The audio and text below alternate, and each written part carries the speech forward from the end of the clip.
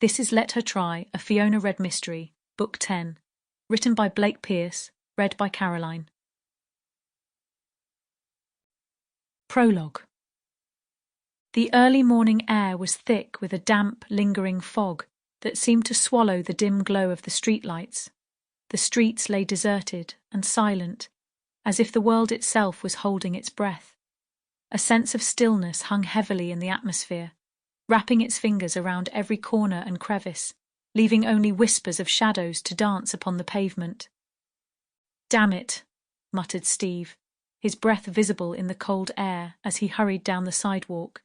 His gaze flicked between his watch and the path ahead, each tick of the second hand echoing the increasing drumbeat of anxiety in his chest. "I can't believe I overslept. Again."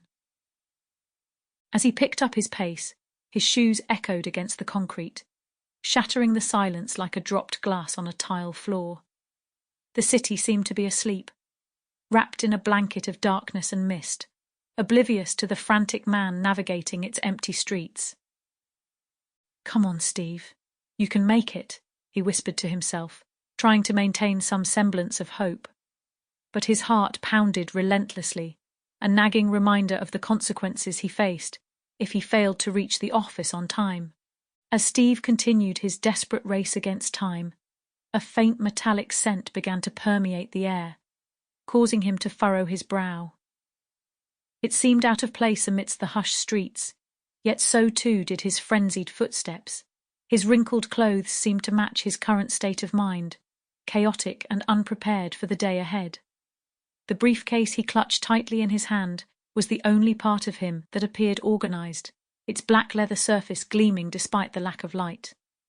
As if propelled by his own frustration, Steve quickened his pace.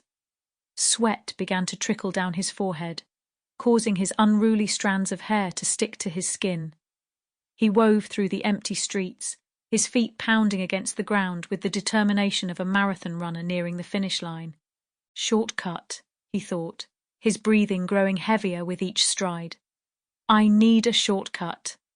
His eyes scanned the surroundings, searching for any possible route that could shave precious minutes off his journey.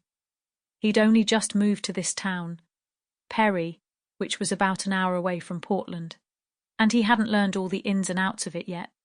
He was also still used to city life, and reminded himself that he lived in a small town now. He could just buy a car so he wouldn't have to rush to work all the dang time. Then, as if answering his silent pleas, a narrow alley came into view. It was dark and unwelcoming, but... Sample complete. Ready to continue?